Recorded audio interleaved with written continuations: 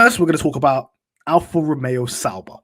So Alfa Romeo Sauber's had a lot of changes over the off-season. We've had a change of team principal. We've had a change of leadership. And even earlier in the summer, when it was announced that Audi's taken over and it will turn it into a works team. So a lot of change at Alfa Romeo. But JR, what is the plans and expectations over at Alfa Romeo, just in the long run, and looking at last season and the first kind of steps to this new program, turning this into an Audi outfit? I think from a Alfa Romeo perspective, it's just to continue from last season. So they finished 6th, which was their highest position in the constructors, even though when I did my research, I found out that they previously finished 8th but got more points, but that's neither here or there. I think it's continuing that foundation.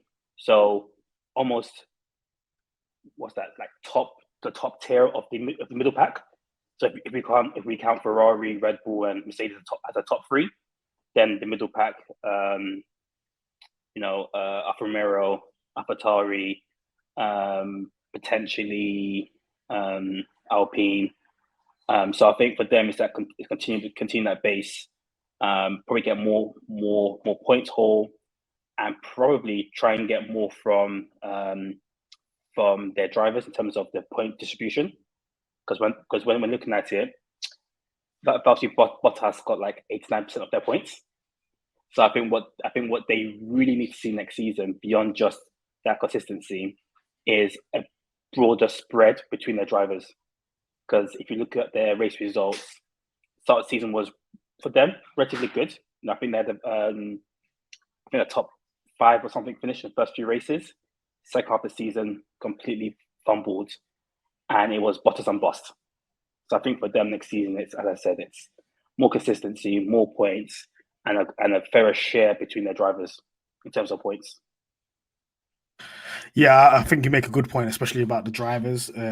This will be considered like a very sought after seat in the future, considering Audi stepping in and the kind of finances they're bringing in. And Valtteri Bottas, he's kind of proved, look, this is his situation at the moment. He's got a long-term contract. He's not really under pressure at Sauber at the moment. But look, Joe's the answer. What's the question, man? Like, because you don't need the money now. So, and that, like you just said, that point spread was a bit nuts. It was quite. Yes, it was. Yeah. So, funny enough, Bottas has been talking a little bit about his contract situation, talking about how what he doesn't want, where he previously had it at Williams and Mercedes, whereby he was almost on like a rolling 1-year contract. With, as you said, he's comfortably the P1 driver there, and with them becoming the Audi works team in 2026, I think he wants to firmly establish himself not only as the number 1 guy, but number 1 guy for them, for Audi going forward. Because no one knows what ideas they have, especially with the new leadership. No one can predict if they want to, bring in their own P1 German driver, or whatever the agenda will be come 2026. I know, Chris, you've been banging that drum about a German driver stepping into Audi. Is Joe on the way out? Is it just written on the wall for 2024? If the gap between him and Bottas remains the same, it's written on the wall. It's a very easy job to do. So it's all on, the pressure's on Joe to be like, can I make the second season step and show that I can compete with Bottas? And then it becomes a case of, between the two of them, who's on the hot seat. So put it this way, they're going to want a marquee driver, whether that person's German or not. They're going to want a marquee driver in the Audi seat. So it's about these guys patterning them up and like being like, I'm that guy, I'm going to remain here. So is Bottas not the marquee driver? No, he's not that guy. He's not the face of. He can't be. He can't be the face. I don't think he can be the face of Audi. So Kunle, famous Bottas defender. Why can he be the face of a franchise? I said he cannot be. He cannot be the face of Audi. He cannot be the face. I don't think he can be. I mean, they're coming in. They're coming in as a works German team. Germany's motorsport heritage. I'm sure they have have plans for what they want, like, you know, not just from a performance perspective. I'm sure they have like plans from a marketing perspective as to who they want to like be the face of their, you know, of the F1 team, who they want to market as the face of the F1 team. I don't think it would be Joe, because I mean marketing got to match a bit of the performance, because I don't see Joe making that step, you know. But he was 49 points to 6. That's a lot. That's almost times 8. That's almost a times 8 spread. And you know, even if he makes the jump overnight, I don't think he's making up 40 points overnight. Can we not say rookie tax? No, not 8 times. No, 8 times. No, 8 times is a lot. It's not even the points; it's the mistakes as well. So, like they, in essence, they're driving the same car. In essence, right?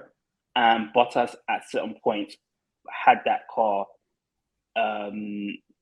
challenging for 5th to 8th in some races. If memory serves me right. He was talking to the Mercs. He was challenging Bottas and Hamilton. It was cooking. It was cooking at some point. Yeah, and Zhao was nowhere near. And yes, you could say rookie tax, but I think some of the mistakes he made, I guess similar to some other drivers. He just may not be caught for this team at this level. I think he's a good driver. I think he will become better than some others on the grid.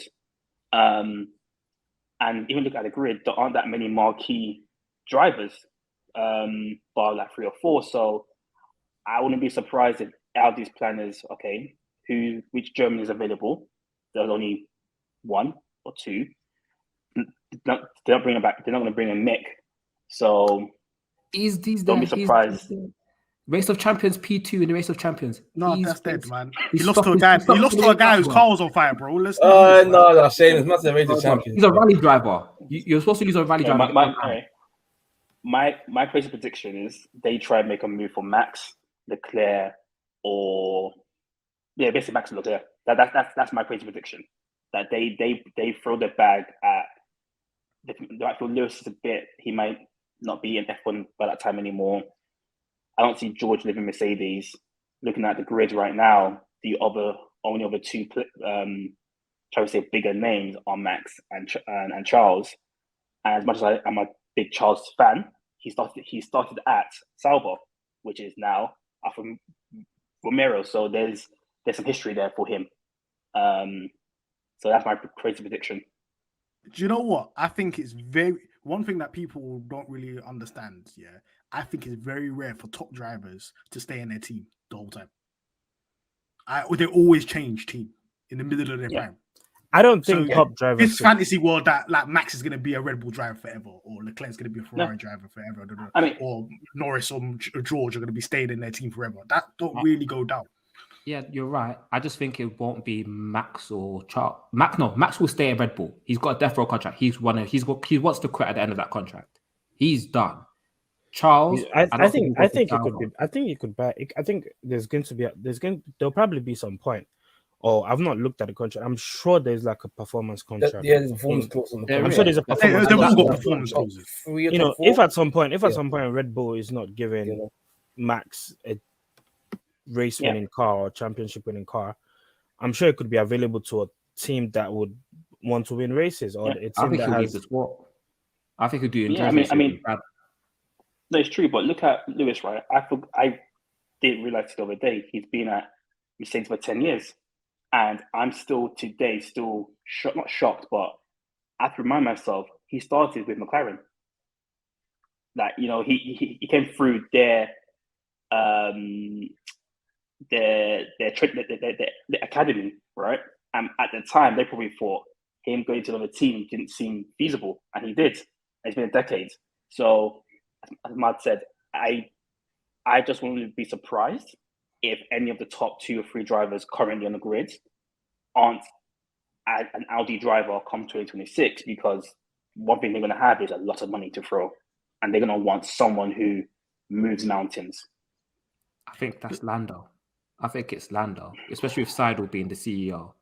If McLaren aren't cooking, that's the place where I think there is parallels with the Mercedes move, because at that time with Hamilton, like, it was seen as a downgrade because Mercedes was much like that wasn't a team that was comparable to McLaren.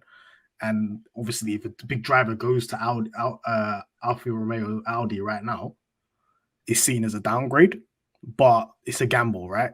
You're gambling to go with a team and have that dominance there, like how Lewis Hamilton had. So a lot of drivers might be thinking that it could be Lando, could be Leclerc. It depends on the situation at Ferrari this year. If it's continually like messing up his strategy and messing up his chances of winning races, he could jump ship. It could be a load of different drivers, because at the end of the day, they're going to throw a bag at somebody. They're going to throw a 50 mil contract a year at somebody. So it depends on who it's going to be.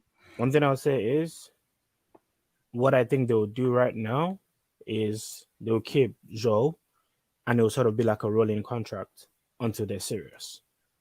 And when they get serious, when they're ready to be serious, they're going to go out there and like throw the bag basically at someone. Yeah, I mean, the advantage Audi have is the move isn't instant. So right now, because the Sauber have got new sponsors, I think they're called Alfa Romeo F1 Stake. Anyway. So I think it's their last year under the Alfa Romeo name. And I think next year, 2024, 2025 is when they start some of the branding and stuff. But I need to double check that it wasn't clear when Audi actually stopped providing the engine. Because I don't know if it's 2026 specifically, or that's just when they become the owners of that team. So that because of that uncertainty, at least on my end, it's hard to predict if, as you said, you can have Zhao, you could try any next F2 champion for the next couple of years, whilst the Audi basically work through their kinks as Mercedes had when they first came on board again, and then come 2026, you have a well-oiled machine, and then, as you said, throw the bag at Norris, whoever is attainable, which will be anyone, to be honest with you. I got a question. Don't you think that they should have a marquee driver? Because part of what made Mercedes work was they had a Michael. Then they got a Lewis. They had the guy. So you have to think, if they're going to do this rolling contract thing, they have to have one person who they can trust to be like, you're going to be our guy. Because even Renault tried it with Daniel Ricciardo.